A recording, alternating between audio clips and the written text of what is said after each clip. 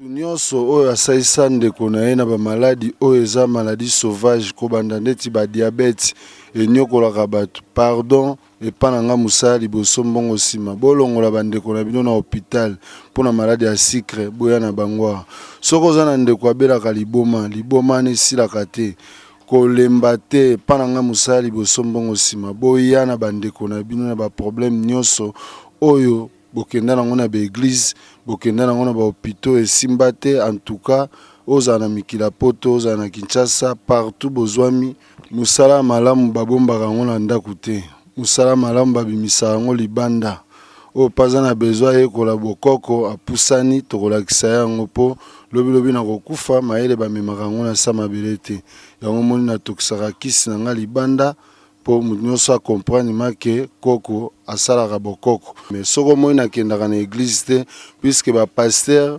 balukaka nga bayaka epa na nga kokangisa bandimi yango monaka soki na église fo bazwa kombo na yo frère kombo no nani sœur kombo no nani donc yaka epa na biso baguérisseur soki baye na kombo wana awa nakangi yango na mpungu bapaster majorité bayaka epa na biso banganga soko lingo oyebake bapaster bayaka epa na biso paster azobikola yo na église seke bayebisaki epa mutu quelque part omoi tovandi no boye soko lingi zonga pa yo ozalaka tuna paster oyo abikolaka na uti wapi bana na nga ata batangi baklase nyonso ata komi journaliste lokola yo en tout cas fo ayeba bokoko mpo lobilobi akobota mwana akobelaki beka mwana bakoko tale mutu epa bandoki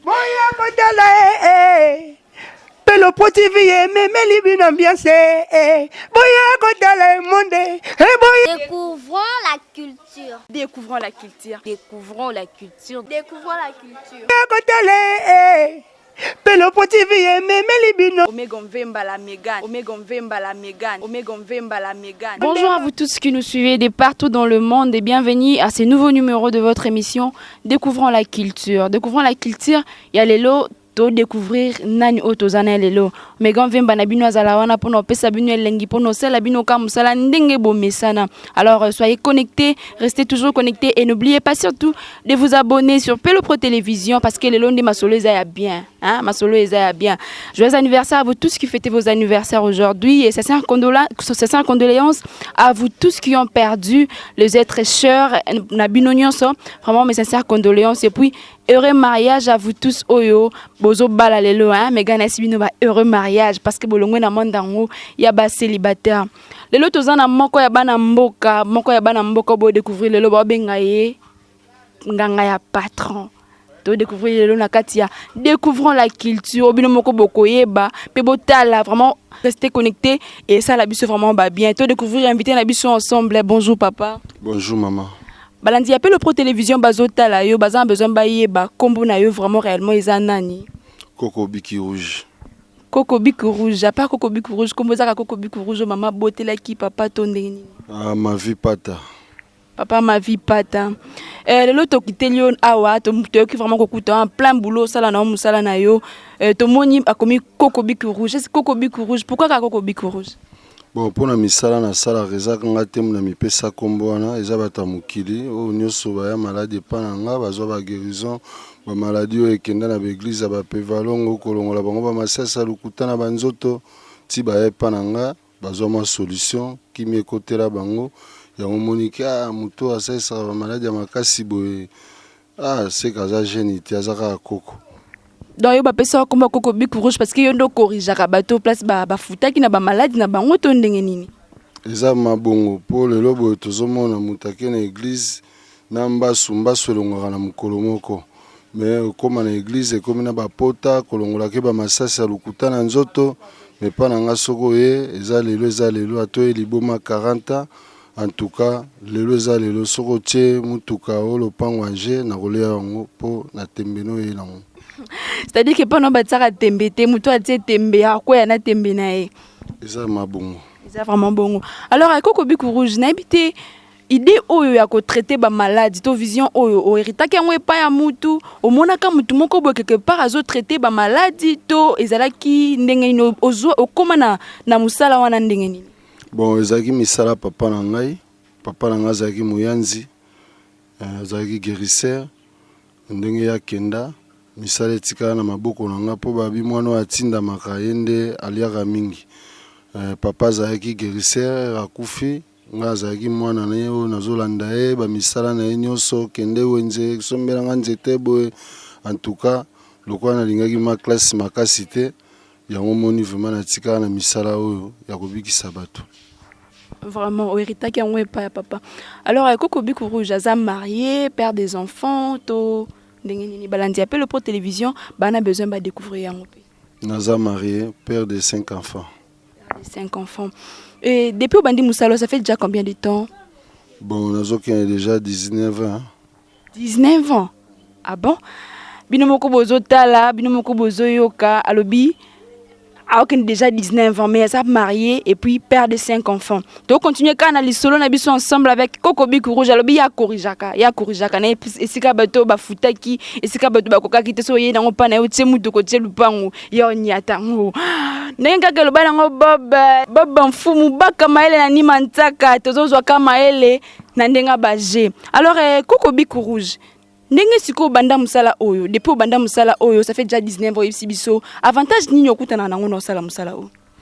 Bon, avantage nakutana nango nazora ba souvenir ebele. Bon, nazotonga ndeti place tovandi za place nanga moko epa nanga nazobokola bana nazotangisa bana na ngai.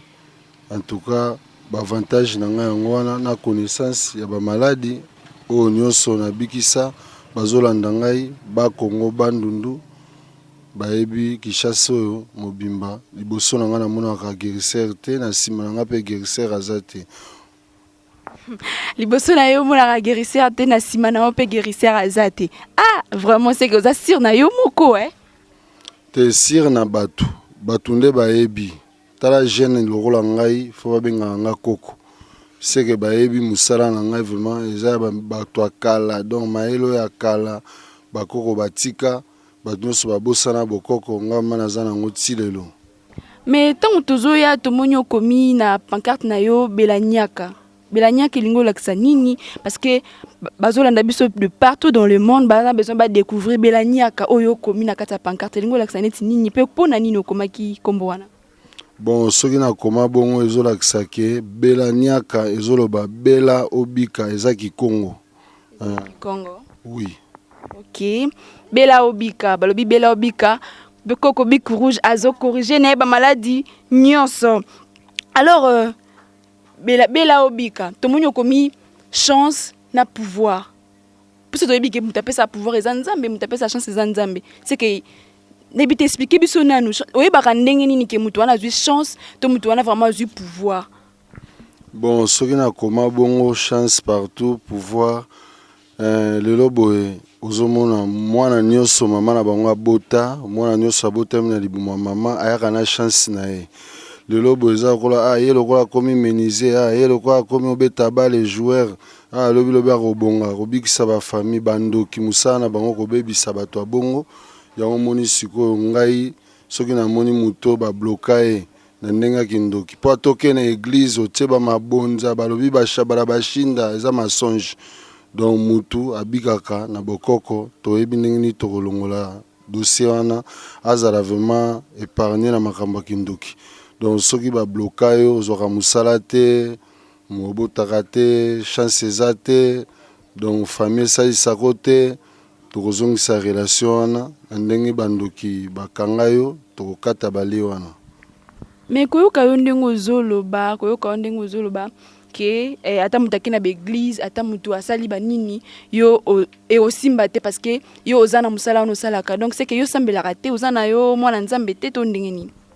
Bon nayebi nzambe parce que nzambe mutu amona ye aza te me tomonaki na baarti tondeti bofleur ebimi na nzete ekobota manga ekobota safu ndenge toomona mai ya komela eza ekelamu nzambe tozalaka te tokuti kombo wana eloko oyo okuti na mokili balongolaka yango te yango moni ke toyebi manzambe me soko moi nakendaka na église te puisque bapaster balukaka nga bayaka epa na nga kokangisa bandimi yango monaka soki na église fo bazwa kombo na yo frère kombo no nani sœur kombo no nani donc eyaka epa na biso baguérisseur soki baye na kombo wana awa na kanyango na mpungu ata obala mobala abi lambela nga fufu yo yango linga kosambela te ngonga église ekoki tika nga nakende nga église ata okabaka te okabelaka famille na yo te me paster soka abi frère kabela nga mutuko en tout cas faut pesa po ani kombo no déjà yaki epa na nga na korjaki yango. Vraiment balandi appelo pro télévision bino moko bozoyoka ndenge masolo ezobetama awa to continue kana lisolo na biso papa parce que koko otangala biso moi kombo ba pasteur o déjà baya na hôpital ya papa Bic Rouge. Bon ba pasteur o baya repa na nga eza secret nganga soko zangi secret en tout cas okokufa avant puisque na nzela kotambola mitema na bango ekoma mabe na baeglise wana baza na baterroriste na bango bakendaka kuna baza pe na basoda baza pe na baassassin baza pe na mitema mabe ebele me bapaster majorité bayaka epa na biso banganga soko olingi oyebake bapaster bayaka epa na biso paster azobikola yo na église seke bayebisaki epa mutu quelque part omoi nde tovandi no boye soko olingi zonga pa yo ozalaka tuna paster oyo abikolaka na uti wapi soka yebisi yo ke outi awa yaka na pese lopango na nga. Fedi ke anga batenga ni preuve babisinga soki passer wana ndimi na ya bapesa lupango. Tozo continuer kana masolo na biso rester toujours connecté parce que andi masolo beta ma kitoko. Alors Coco Bic Rouge. Olobi obanda musalo ça fait déjà 19 ans. Ça fait déjà 19 ans. Spécialité non eza maladie nini ba maladie nini o déjà yo bikisaka o maladie soki yo simbi boye et kendaraté donc et déclaraté silamba la moko. Bon ngala za maladie moko te. Maladie o nyonso munganga azolemba na taraka docteur atangi classe na ya sisi université. Soko moni azolemba na maladie ko banda diabète po diabète eza maladie ya nzambe te. Eza ba maladie ya bokoko. Liboma paralysé AVC so moni mutu o epilepsie soka yepa na ngai awa do ba problème sauvage nyonso ka munganga zolembana bazozongisa mutu makila bazobakisaka kaka seke ekoti déjà molili soko ye nango epa na nga donc o nyonso ka omoni ke munganga lembani epa na nga lelo eza lelo o balisaki nga poison o kutu nasalaka te o donc ba problème sauvage nyonso ezotungisa bomo ya mutu soko ye nango awa en tout cas omona batali mutu o kibeka de 0 année jusqu'à siècle o mundela lembani soko ye nango na bokoko en tout cas na kosunga o. Mais olobi obikisaka ba maladie nyonso o nyonso maladie wa nyonso wana otangi wana alors neti za ba maladie mususu oyo bana babatu babotama nango mwana mke abotama na ba neti ba maladie mususu abotami nango na ebite yo pozaka na capacité ya ko traiter ba maladie wana to ndenge nini soki mutu abotami handicapé wana déjà sili eza mokano ya nzambe mais soki abotamaki normal ayeko zongo na mokili en tout cas kisanola.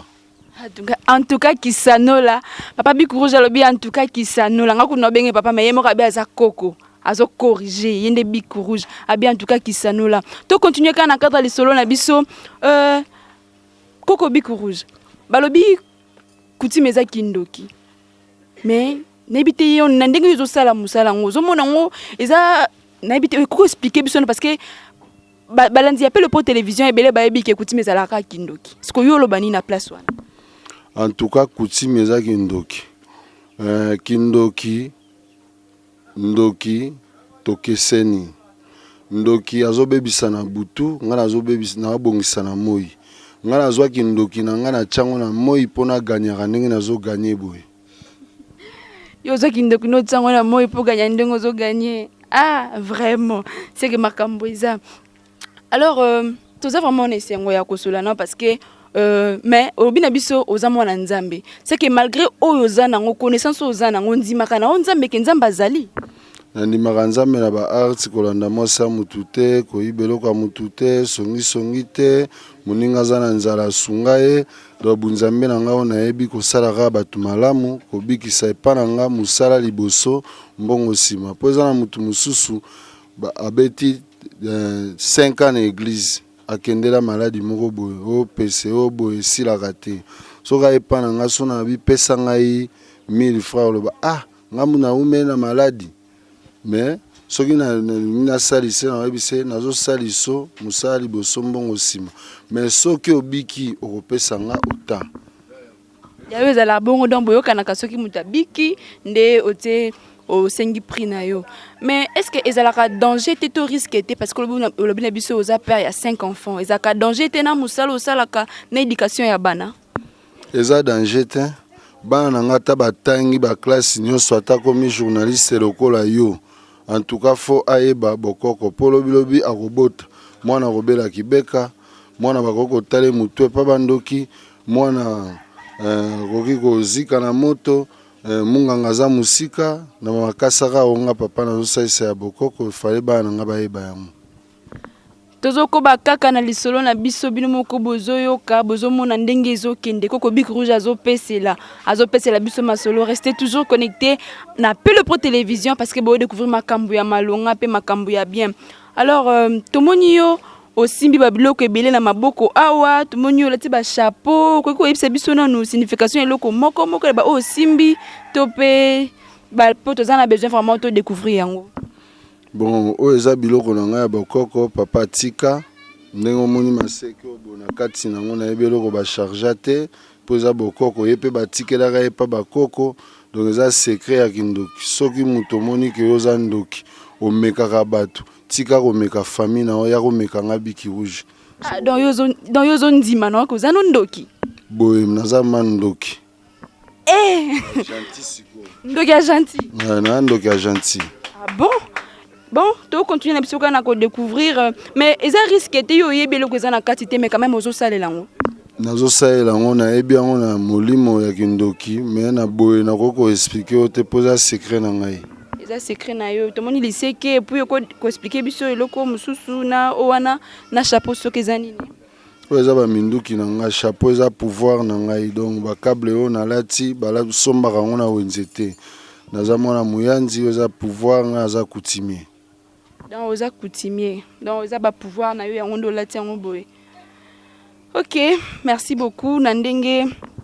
Ozalaki na biso tokomi na suka ya émission na biso ya lelo balandi ya Pelo Pro Télévision bozale wana ebele pona kolanda Koko Bic Rouge, Koko Bic Rouge apesel biso masolo ya musala na oyo asala kaloba bikisaka ba maladie oyo za pasteur biba pasteur ba ya kotonda awa ba ya kozwa na bango nguya tozalaki vraiment on essaie ko présenter bino découvrons la culture lelo ensemble de découvrir Koko Bic Rouge azanani pe asibiso kindokezza nini alobi andimaka na nzambe. Alors topesa merci balandi appel Pro Télévision bazolanda yo bazana besoin bayeba mot de la fin na yo ko yebisa bango nini message ni ko passer na batnyos bazolanda yo.